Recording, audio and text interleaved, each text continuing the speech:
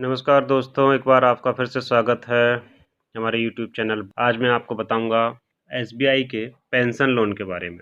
SBI pension loan, तो सबसे पहले हम पेंशन लोन के बारे में जानेंगे कि कितना लोन एक पेंशनर को स्टेट बैंक से मिल सकता है। तो minimum pension loan state bank में 25,000 मिलता है और मैक्सिमम पेंशन लोन पेंशनर को 18 महीने की पेंशन के बराबर मिलता है।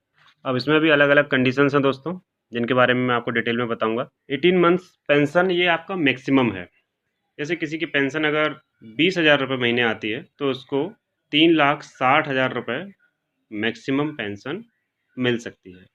अब इसमें भी अलग अलग कंडीशंस हैं कि किसको कितनी पेंशन मिल सकती है, जिसका एज वाइज क्राइटेरिया है। अब मैं आपको बताऊंगा। अगर एज जो है पेंशनर की एज 72 ईयर्स तक है तो उसको मैक्सिमम 14 लाख तक पेंशन मिल सकती है। अब अगर यही एज 72 से 74 ईयर्स तक है तो मैक्सिमम पेंशन 12 लाख मिलेगी। और अगर एज पेंशनर की एज 74 से 76 ईयर्स तक है तो मैक्सिमम पेंशन 7.5 लाख, 7.5 लाख तक मिल सकती है। तो दोस्तों, एसबीआई में पेंशनर के लिए मैक्सिमम एज क्राइटेरिया 76 ईयर्स है। अगर पेंशनर की एज 76 से ज़्यादा है तो उसको पेंशन लोन नहीं मिलेगा।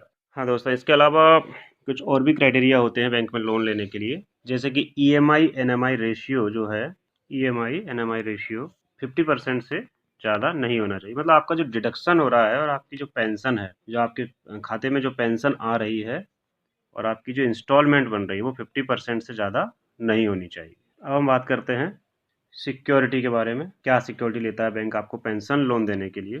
देखिए, अगर कोई पेंशनर है तो पहला तो उसकी वाइफ या उसका हस्बैंड, उसमें उसका एज ए फैमिली पेंशनर उसके पीपीओ में उसका नाम दर्ज रहता है। तो थर्ड पार्टी गारंटी जिसको बोलते हैं वो उसकी वाइफ, अगर हस्बैंड है तो वाइफ और वाइफ है तो उसके हस्बैंड की थर्ड पार्टी गारंटी लगेगी। In case third party guarantee TPG, in case spouse जीवित नहीं है, पति या पत्नी जीवित नहीं है, तो फिर हम थर्ड पार्टी गारंटी बच्चों से ले सकते हैं, किसी फैमिली मेंबर से, जो कि बैंक प्रेफर करते हैं कि उनका पुत्र या पुत्री हो। और अगर पुत्र या पुत्री नहीं है तो कोई भी ऐसा व्यक्ति जो उस अमाउंट के योग्य थर्ड पार्टी गारंटी हो, कोई अन्य पेंशनर भी गारंटी दे सकता है, या कोई भी अच्छा अकाउंट होल्डर भी गारंटी दे सकता है। अब बात कर लेते हैं दोस्तों इंटरेस्ट के बारे में। इंटरेस्ट क्या लगता है?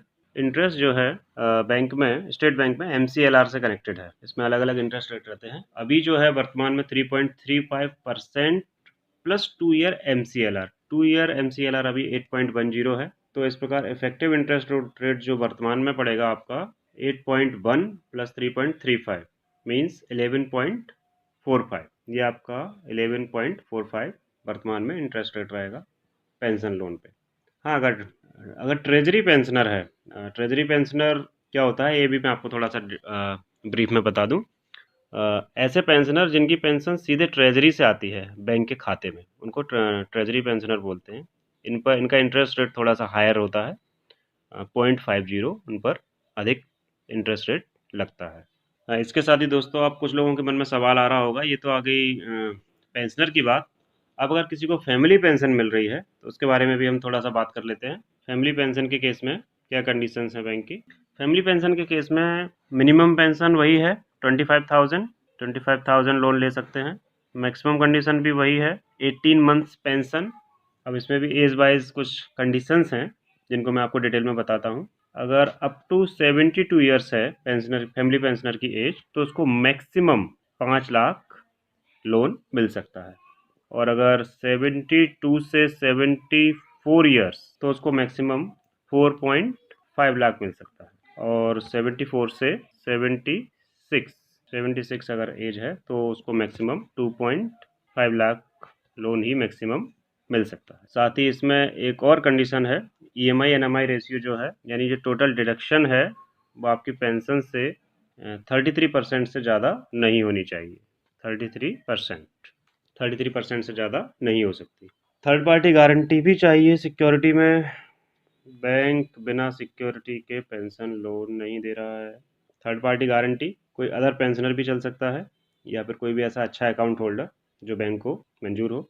रेट ऑफ इंटरेस्ट वही है 3.35% प्लस 2 ईयर MCLR इफेक्टिव 11.45। दोस्तों इसके अलावा ये नॉर्मल पेंशन लोन और फैमिली पेंशन के अलावा पेंशनर्स के लिए ऐसे पेंशनर्स जो डिफेंस पेंशनर हैं, आर्मी से, नेवी से, एयरफोर्स से, पैरामिलिट्री फोर्सेस से, कोस्ट गार्ड हैं, राष्ट्रीय राइफल, CRPF, BSF, ITBP, इनसे रिटायर हुए हैं, उनके लिए थोड़ा सा क्राइटेरिया चेंज है। जैसे कि अगर उनकी एज 56 ईयर्स तक है तो उनको 7 ईयर्स के लिए लोन मिल सकता है, जो कि अदर कैटेगरीज में 5 ईयर्स से ज़्यादा नहीं है। अगर एज अप टू 72 ईयर्स भी है तो भी 5 ईयर्स से ज़्यादा रीपेमेंट के लिए समय नहीं मिलता है।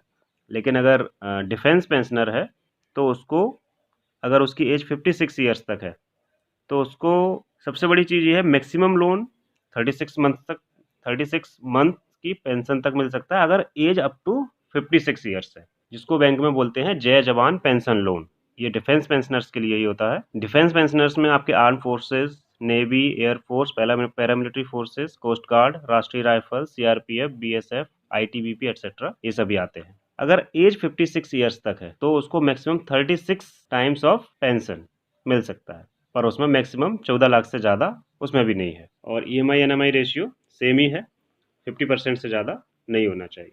और अब बात करते हैं प्रोसेसिंग फ़ीस के बारे में। प्रोसेसिंग फ़ीस 0.50% लगता है plus GST, pensioner, regular pensioner और फैमिली पेंशनर दोनों ही केस में। और जय जवान पेंशन लोन में प्रोसेसिंग फ़ीस निल रहती है। तो उम्मीद है दोस्तों आपको ये आज की दी हुई जानकारी पसंद आई होगी।